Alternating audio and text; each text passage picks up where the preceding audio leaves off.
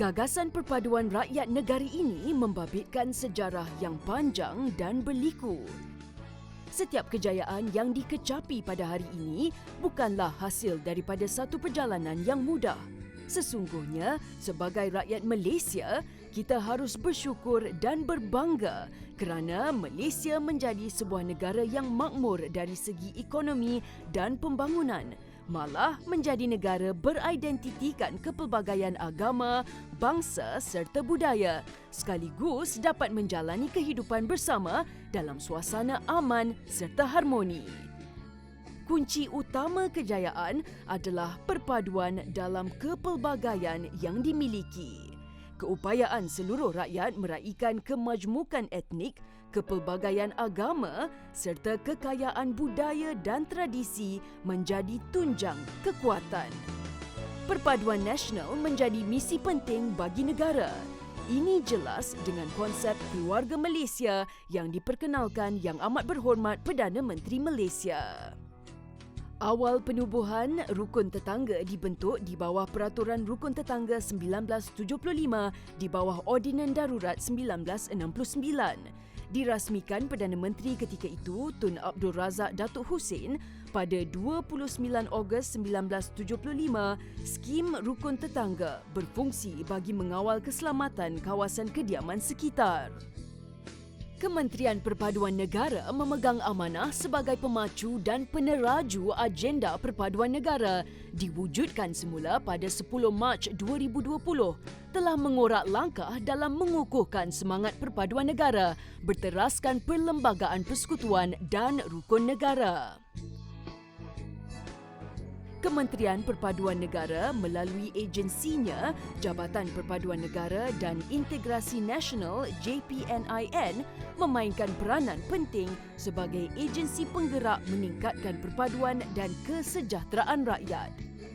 Selari dengan aspirasi dasar perpaduan negara dan juga rangka tindakan Blueprint Perpaduan Negara 2021 sehingga 2030, Pelan Pemerkasaan Kepimpinan Komuniti Rukun Tetangga 2021 sehingga 2030 dibangunkan untuk dijadikan dokumen rujukan utama yang menetapkan hala 7 kawasan rukun tetangga dalam tempoh 10 tahun akan datang.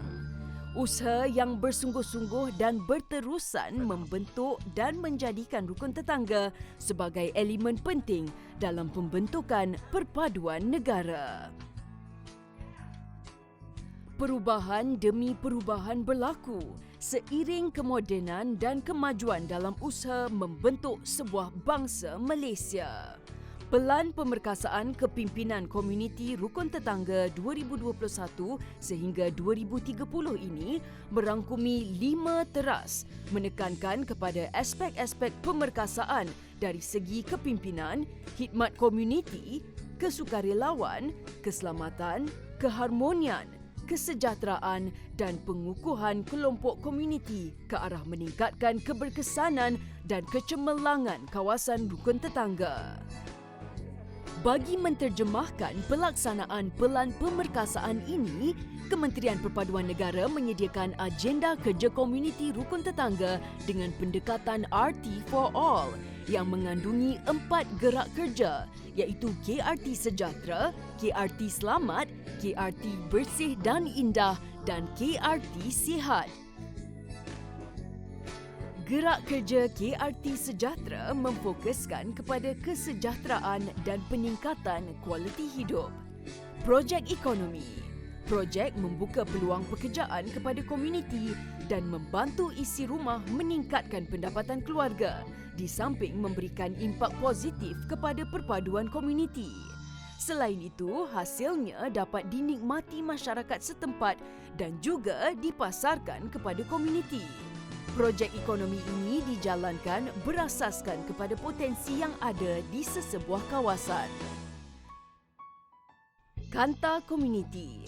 Program Kanta Komuniti adalah penjenamaan semula bagi program Sayangi Komuniti PSK.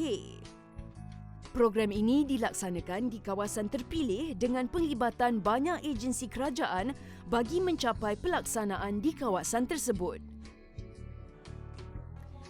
Selain itu, KRT juga turut mengadakan sesi mediasi komuniti. Ia bertujuan membantu menyelesaikan masalah atau konflik yang timbul dalam kawasan kejiranan seperti masalah tempat meletak kereta, pembuangan sampah atau isu-isu kejiranan yang lain agar tidak merebak. Aktiviti jiran muda yang dijalankan KRT seperti pusat tuition adalah inisiatif penting bagi menyediakan pendidikan terbaik bagi anak-anak warga sekitar. Tenaga pengajar berpengalaman menarik minat pelajar untuk mengikuti kelas yang diadakan. Anak-anak di kejiranan KRT juga digalakkan untuk menyertai pelbagai aktiviti yang disediakan seperti kelas kompang, kelas seni mempertahankan diri, juga latihan badminton dan bola sepak. Projek inovasi RT juga boleh dilaksanakan di bawah gerak kerja ini. Gerak kerja KRT Selamat menjadikan tanggungjawab menjaga keselamatan secara inklusif bersama komuniti.